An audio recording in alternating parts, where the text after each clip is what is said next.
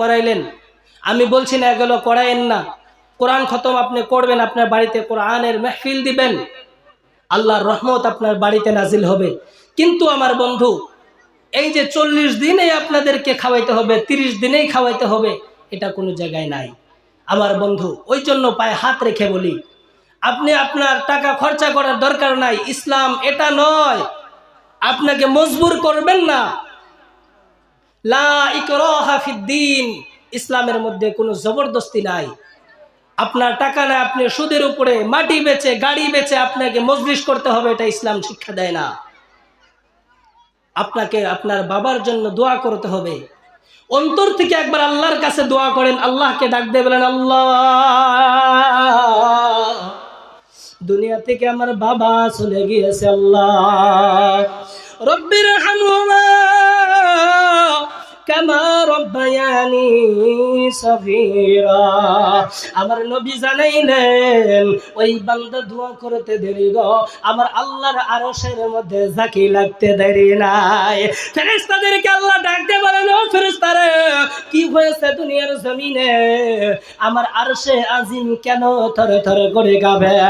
ফেরেশতাগণ বলে, ও রব্বুল আলামিন, দুনিয়ার জমিনে একটি বাবা হারা সন্তান, একটি মা হারা সন্তান মায়ের মায়ায় পড়ে, বাবার মায়ায় পড়ে রব্বুল আলামিন তোমাকে ডাক দিয়েছে গো আল্লাহ।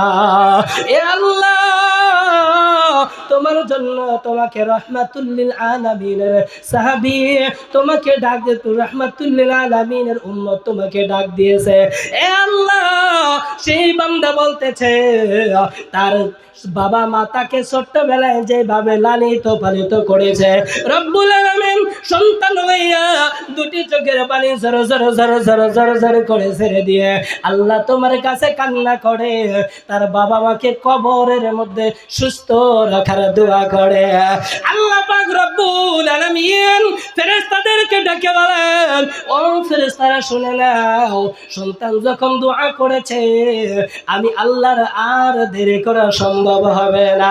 ওই সন্তানের দোয়া আমি আল্লাহ কখনোই ফেরত দেব না। আমি আল্লাহ ওই বাবা মায়ের কবরের আযাবটাকে মাফ করে দিলাম।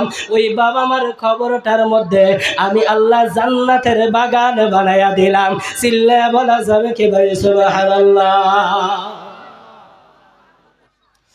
আমার বন্ধু, আমার ভাই, ওই জন্য আপনাদেরকে বলে যাই, বাবা মা যতদিন জীবিত রয়েছে মনে থেকে শান্তি করে বাবা মায়ের খেদমত করে যান। কেননা বিশ্ব নবী জানিয়ে দিয়েছেন গো, বাবা মায়ের পায়ের নিচে হইল সন্তানের বেহেশত। চিল্লা বলা যাবে কে ভাই সুবহানাল্লাহ? আরে আমার ভাই, বাবা মা তো জান্নাতের দরওয়াজা, জান্নাতের দরওয়াজা, নবীজির হাদিস প্রমাণ। সেই জান্নাত হইল আমাদের ঘরের মধ্যে। সেই জান্নাতকে আমরা ছেড়ে দিয়ে পীরের দরবারে যা যদি আমরা খুঁজি, কখনো জান্নাত পাবো? কখনোই পাবো না। ভাই আমার বন্ধুগণ, বাড়ির মধ্যে বাবা মাকে খেদমত করে না, বাবাকে জীবনে কোনোদিন বাবা বলে ডাক দেয় না, মাকে কোনোদিন মা বলে ডাকে না, মোহাব্বতে কোনোদিন দুইটা কথা ছেলে বলে না, অথচ যায় দেখেন পীর সাহেবের দরবারে বাবা বলে তাকে সেজদা করতেছে। এগুলো হারাম। আল্লাহর সমতুল্য, আল্লাহর সমশক্তিমান, আল্লাহর সমান সমান কাউকে যদি কোনো বান্দা মনে করে, সেটাই হবে শিরিক। আল্লাহ তাআলা সকল গুনাহ ক্ষমা করবেন, শিরিকি গুনাহ কখনোই ক্ষমা করবেন না। ওই জন্য আমার বন্ধুগণ, শিরিকি গুনাহ থেকে আমরা বেঁচে থাকি, বাবা মাকে আমরা খেদমত করি। বাবা মার সন্তান যদি আমরা হয়েছি, ভালো সন্তান হয়ে আমরা যাতে দুনিয়াতে থাকতে পারি, দুনিয়ার জমিনে যদি আমরা ভালো সন্তান হয়ে থাকি, মা বাবা যখন সন্তানের জন্য দুটো হাত তুলে দোয়া করে না গো, আল্লাহ তাআলা সেই আরশে আজিম থেকে সুস্থ থাকেন না? বান্দার ওই যে বাবা মা যে দোয়া করেছে, আল্লাহ তাআলা সরাসরি কবুল করে নেয়। আল্লাহ তাআলা সরাসরি কবুল করে নেয়। চিল্লায়া বলেন সুবহানাল্লাহ।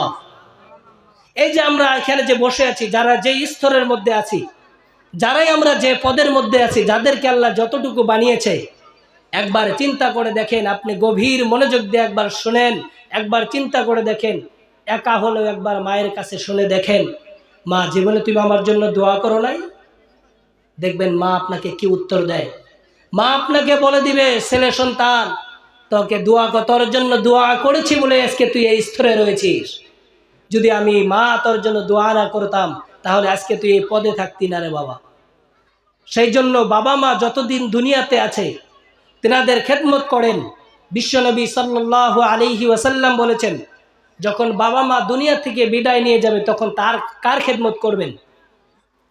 আল্লাহর নবী সাল্লাল্লাহু আলাইহি ওয়াসাল্লাম বলেছেন, ওই বাবা দুনিয়াতে জীবিত থাকার সময় যাদের সাথে চলাফেরা করেছে, যেমন বন্ধু, কাকা, ভাই, গ্রামের আত্মীয় স্বজন থাকে, যাদের সাথে বাবা ওঠা বসা করেছেন, নবীজি বলেছেন তাদের সাথে তোমরা ভালো ব্যবহার করো, কারণ এদের সাথেই তোমার বাবা উঠা বসা করেছে।